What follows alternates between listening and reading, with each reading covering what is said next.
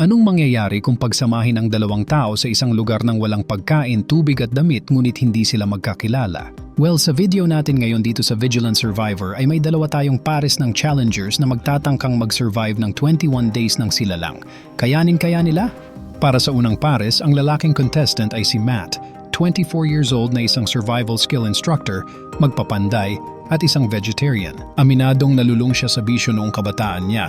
Gumamit siya ng marijuana noong grade 5 at ng cocaine noong grade 7. Mabuti na lang ay nalampasan niya ito at ngayon ay sasabak siya sa challenge para itest ang kanyang kakayahan. Ngunit nag-alinlangan siya nang malaman na sand dunes pala ang kanilang magiging location. Ang babaeng contestant naman ay si Nora, 28 years old at isang traditional Chinese medicine practitioner at isang extreme sports enthusiast na nilarawan ang sarili na isang wild child. Kahit kasi mala Barbie ang kanyang ganda ay pinili niya na hindi mag-manicure o mag-shave ng legs na parang dalaga. Pagkarating sa tamang spot ay oras na para maghubad ng mga damit. Nang magtanggal ng suot si Matt ay pansin agad ang kanyang mga taba. Ang pagiging mataba ay hindi hadlang sa pagsali sa gantong klaseng show at sa tingin ko pa nga ay advantage niya pa ito. Ang dalawang contestants ngayon ay parehong wild at malaya sa pagiging hubad. Base pa nga kay Nora na palagi siyang nag-i-enjoy na hubad noon kapag umuulan. Matapos ang awkward at maikling pagpapakilala sa isa't isa, ay pinakita agad nila ang mga survival items na kanilang dinala. Si Matt ay nagdala ng pangtaga na kanya mismong pinanday, samantalang magnifying glass naman ang kay Nora. Medyo napaisip si Matt na bakit iyon ang dinala niya imbes na lighter na lang. Pero na-realize niya rin na magagamit pa din nila ito sa paggawa ng apoy mamaya. Hindi na nila kailangan ng mapa para hanapin ang final rescue spot dahil visible naman ang daan kung saan puro sand dunes at mga naipong tubig lang ang makikita. Sa kakulangan ng resources at sa ilalim ng matinding sikat ng araw, kayanin kaya nila makasurvive ng 21 days sa challenge na ito? Sa kanilang first day, naghanap sila Matt at Nora ng kanilang pwedeng matulugan. Para maiwasan mapuwing sa malakas na hangin, bumaba sila sa lower level ng disyerto. Noong gabing iyon ay natulog sila sa buhangin ng walang kahit anong higaan o damit. Bago matulog ay excited pang sinabi ni Nora na para daw siyang baby.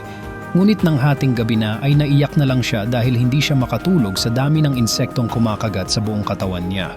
Bago magsimula ang challenge, in-evaluate muna sila ng mga experts base sa kanilang experience at mental health. Si Matt na isang wilderness survival instructor ay may rating na 7.1 na medyo mababa para sa typical na survival instructor. Si Nora na may mataas na IQ ay may rating na 7.6. Bumalik sila Matt at Nora sa may area na may mga halaman para bumuo ng kanilang maayos na tutulugan. Habang nagtatabas ng halaman, nakakita si Nora ng tumpok ng langgam at kinain niya ito ng walang alinlangan. Inaya niya pa si Matt pero tumanggi ito dahil vegetarian nga siya. Kailanman ay hindi daw siya kakain ng insekto at kung makahuli man daw siya ng hayop sa kanilang buong challenge, ay ibibigay niya lang daw ito kay Nora. Kinolekta nila ang mga tuyong dahon para gumawa ng masisilungan.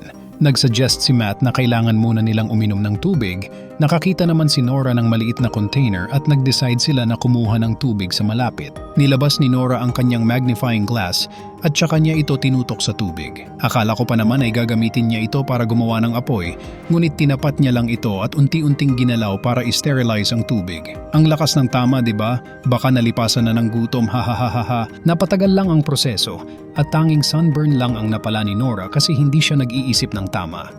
Kailangan kasi nilang pakuluin muna ang tubig bago inumin dahil baka may bakterya ito na pwede nilang ikamatay kung rekta nila itong iinumin.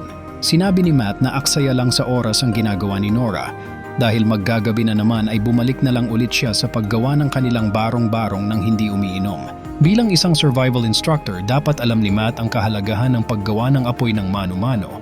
Kaya dapat noong simula pa lang ay nag-usap na sila ni Nora na ayun ang unahin. Pero dahil sa sand dunes nga ang location, imposible na makagawa ng apoy sa kakulangan ng tuyo at solid na kahoy. Kaya paano na sila ngayon? Sa sobrang uhaw ay handa na si Matt uminom ng tubig rekta sa lawa. Samantalang babad pa rin si Nora sa araw habang pinapainitan ng tubig gamit ang magnifying glass. Tuloy pa rin si Matt sa pagpapatibay ng kanilang barong-barong kahit kulang sila sa solid na materyales. Hinikayat ni Matt na bumangon at gumawa sila ng apoy gamit ang magnifying glass niya.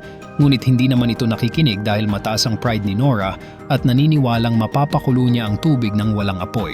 Pero parang dugo ko ang mas kumulo, hahaha. Kaya bumalik na lang si Matt at naghanap ng mga edible na prutas sa paligid. Nang gabi ay hindi na nakapagpigil si Matt at rekta na siyang uminom ng tubig mula sa lawa. Nang ika-third day, hinang-hina na si Nora, sinabi niya sa camera na hindi daw maingat si Matt.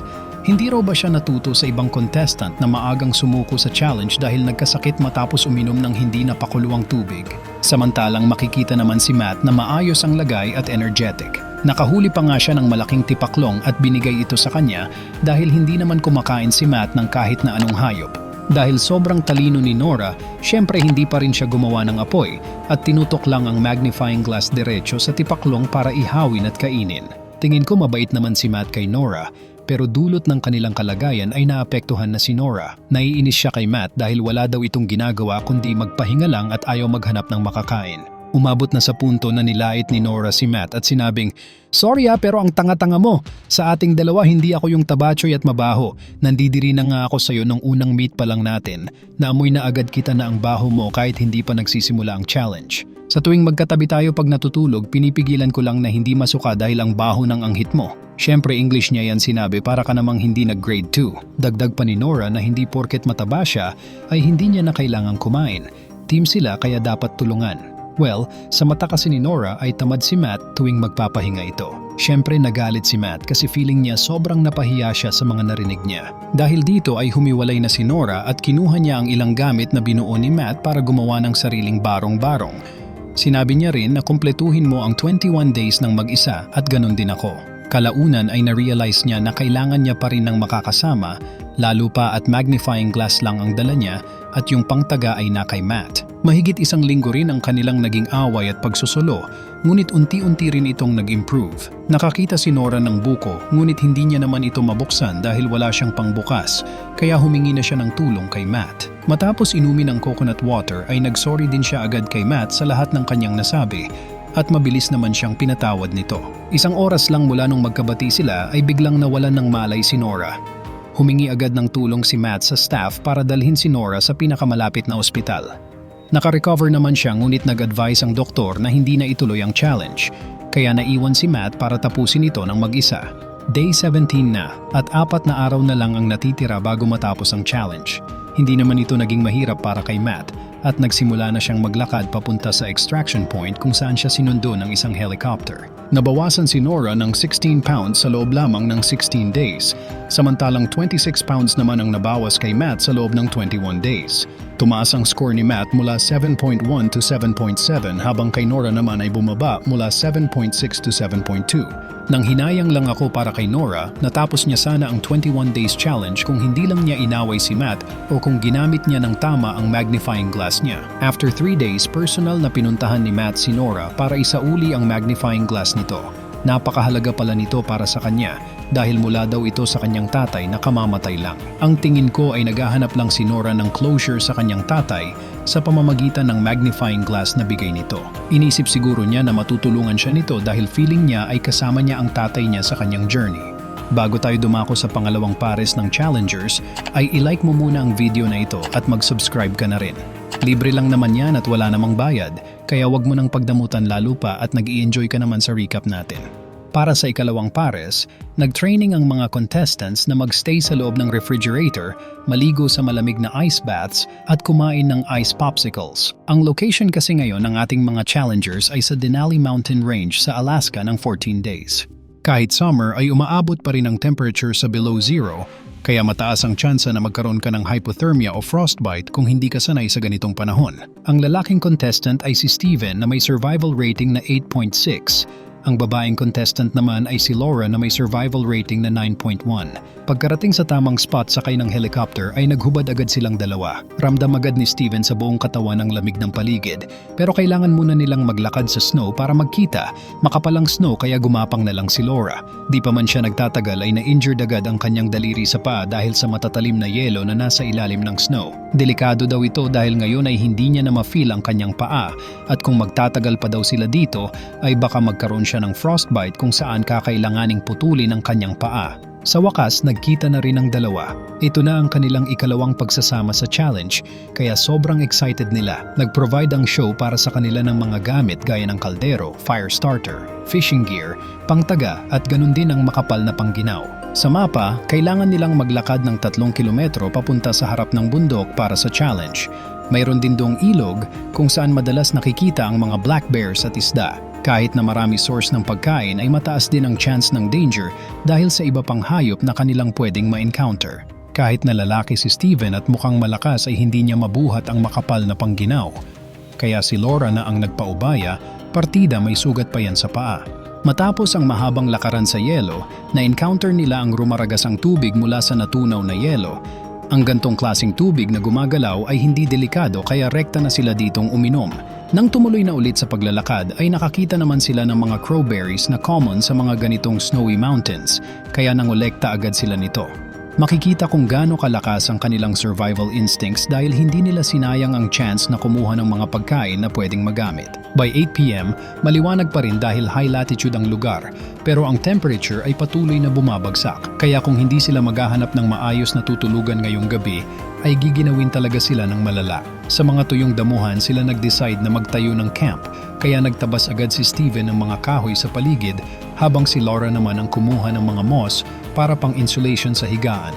Magandang combination ng moss at sanga ng kahoy dahil kaya nitong maabsorb ang moisture at ang malamig na hangin sa paligid. Pinagpatong-patong din ni Laura ang mga naipong moss para gawing higaan. By 9 p.m., nagsimula ng umihip ang malakas na hangin. Unti-unti nang nauubusan sila Steven at Laura ng body heat dulot ng sobrang babang temperatura. By 10 p.m., mas lalong guminaw dahil mas lumakas ang ihip ng hangin, nagsiliparan din ang inipon ni Laura na moss na gagamitin din sana pang apoy. Kaya wala nang nagawa si Steven kundi magsindi ng apoy diretso sa damuhan. Mabilis kumalat ang apoy kaya nataranta si Steven. Pagbalik ni Laura dala ang mga nakolektang damo, nakita niya na lumalakas na ang apoy kaya mabilis siyang kumilos at tinapunan ito ng snow. Naisip nila na mainit sa spot kung saan nagkasunog, kaya dun na lang sila gumawa ni Laura ng matutulugan. 11 p.m. na pero maliwanag pa rin ang paligid. Sa lugar kasi na ito sa Alaska ay hindi talaga dumidilim. Sa wakas natapos na ang tutulugan at nag-decide sila na mamahinga na. Malakas ang hangin kaya kahit na magkatabi sila ni Steven at may taklob sila ng makapal na kumot ay tinatablan pa rin sila ng matinding lamig kaya naiyak na lang si Laura sa kanilang sitwasyon. Kung ako man siguro ang nasa posisyon nila baka nanigas na lang ako, lalo pa at dito sa Pilipinas isang buhos pa lang ng ulan ay giniginaw na tayo. Second day na at maaga silang bumangon para makapunta sa kanilang challenge destination. Madali lang sana nila yun mapuntahan kung hindi lang puro yelo ang daan kanina. Simula 6 a.m. hanggang alas 5 ng hapon ay tsinaga nila na maglakad at sa wakas ay nakarating na sila sa paanan ng bundok kung saan makikita ang mga puno at mga buhay na halaman. Nakakita rin sila ng dumi ng moose sa lupa at nakita na nga nila ang dalawang moose na tumatakbo. Kung huhulihin nila ito ay hindi rin nila kakayanin dahil wala silang hunting gear at hindi rin nila ito mabubuhat. Naglakad pa sila ng kaunti at nakarating na nga sila sa gubat kung saan maganda gumawa ng shelter para mag-camp. Dito mas may proteksyon na sila sa lamig. Matapos magplano ay nagsimula na silang kumilos gamit ang mga sanga at damo sa paligid. Gumawa rin si Laura ng fire pit gamit ang mga bato at putik kung saan doon lang sila pwede magsindi ng apoy. Natuto na sila para din hindi na kumalat ang apoy. Nang 7 p.m. na ay natapos na nila ang kanilang tutulugan at nagsindi na rin sila ng apoy. Nang sumunod na araw ay nagplano naman sila kung paano sila makakakuha ng pagkain na mataas sa protina. Bukod sa problema sa pagkain ay naging problema din nila ang pagtulog. Hindi kasi sila aware sa oras at hindi rin dumidilim kaya sobrang hirap sila matulog.